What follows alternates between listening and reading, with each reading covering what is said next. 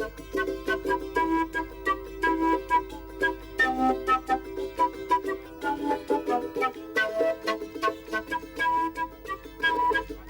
Argentinian Rally is one of the most popular on the calendar. Juha Kankkunen was desperately trying to assert his authority in the championship. He was the first car on the dusty stages and had a steady first day, although not really on the pace of the opposition. Carlos Sainz was here for the first time in a Subaru, the combination now more and more competitive, round by round. He led on the opening day, despite a jammed shock absorber early on.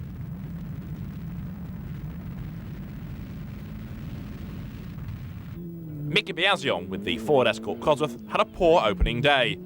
He wasn't helped by bad brake balance on the Escort. Didier Auriol lost time after he hit a stone and he put the steering to toe out. Despite the rather wayward handling of the car, he was able to hang on in the top six.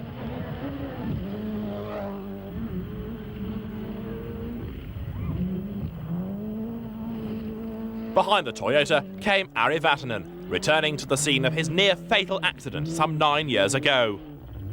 He was immensely popular with the spectators, and certainly the Finn wasn't overawed by Argentina. He had the same brake problem as Biasion, the bias being to the rear of the car on the opening day of the event. As usual, Colin McRae was quick, he led, and he went off. He understeered his way into a bank, and that damaged the suspension of the car. Coupled with punctures during the afternoon, he eventually slipped to 6th place at the end of day one.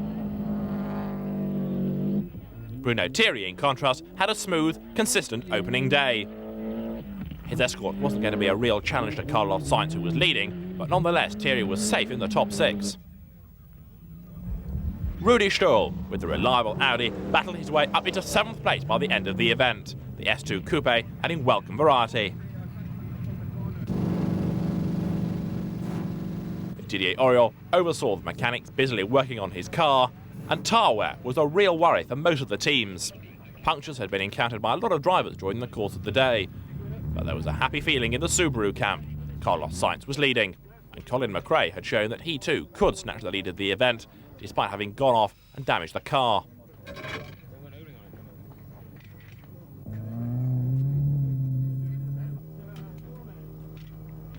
The Subaru of Sainz then continued to lead, as the Spaniard, co-driven by fellow countryman Luis Moya, prepared himself for the afternoon stages. So too did Fabrizio Pons, co-driver to Ari Vatanen. While very worryingly for the Subaru team, this was becoming an increasingly common sight. Colin McRae with a damaged car, retiring from a rally.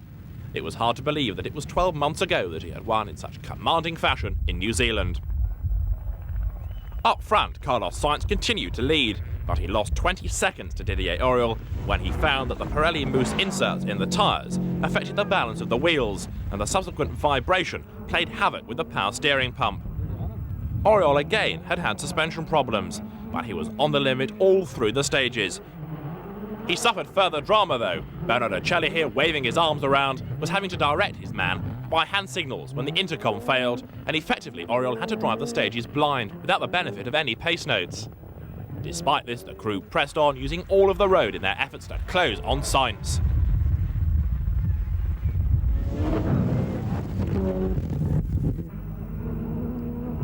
Juha Kankkunen had a recurrent misfire all through the second day, and that cost him yet more time and also cost him any chance of victory.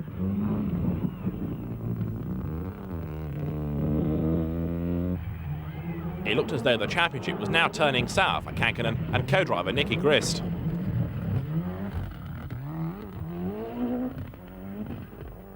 It also seemed as though once again Kankkunen's relatively subdued opening day had cost him any chance at all of winning the event. Certainly the time lost on day one meant that he was now too far back from Auriol and Sainz to challenge for a potential win. Bruno Thierry, with his Ford Escort Cosworth, had the rear suspension collapse on the RAS-repaired car early on the second day and had to drive for a full stage in that condition before it could be repaired. Mika Biasion, meanwhile, was struggling to match the pace of the others. The season was now going very badly for the Ford squad. Ari Vatanen was now the top Ford driver, despite a turbo failure, and he was showing no fear at all of this event. Yes, and I am lucky because I do this stage with no radio with my co-driver. My co-driver gives me the note with the hand and say me second gear, third gear, fourth gear. But I am lucky because I know very well this stage and it's a slow stage, so I don't lose time. With reference to tomorrow's leg, what will happen? I don't know. I don't know. We see. We try to attack, but sure, its victory is not here yet. So tomorrow, I think it's a big fight. No plans, just to go out and see who wins the race. No plan. Just try to drive full attack, and I hope my car is okay, and I hope the driver is okay also tomorrow. I think it's going to be an interesting rally. It's interesting last day as well of the rally. We are now 5 seconds difference behind Didier, and we will see tomorrow. It's going to be interesting.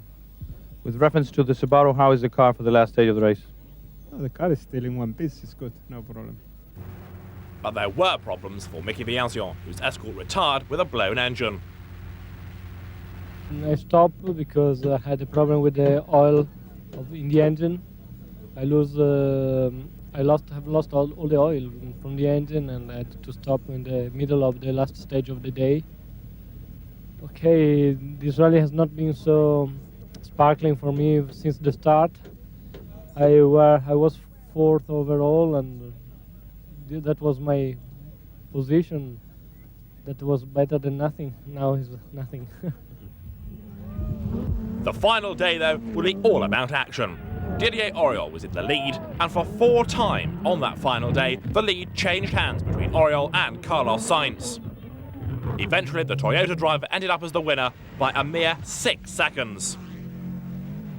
Sainz was very disappointed to be pushed down into 2nd place, but on the positive side, he now led the championship, and the signs were good for the rest of the year. 9 years ago, Ari Vatanen nearly lost his life in a tremendous accident here in Argentina driving the Peugeot 205 T16. Against all the odds, he battled back to fitness and returned to competitive rallying.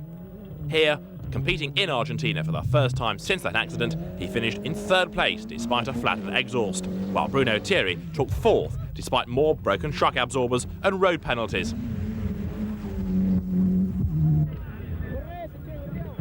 As his Escort battled its way to the finish, there was a further sting in the tail. Kankkunen was out. The car had an electrical failure, and that left Didier Auriol as the only Toyota driver to reach the finish in Cordoba. No, it's not about that.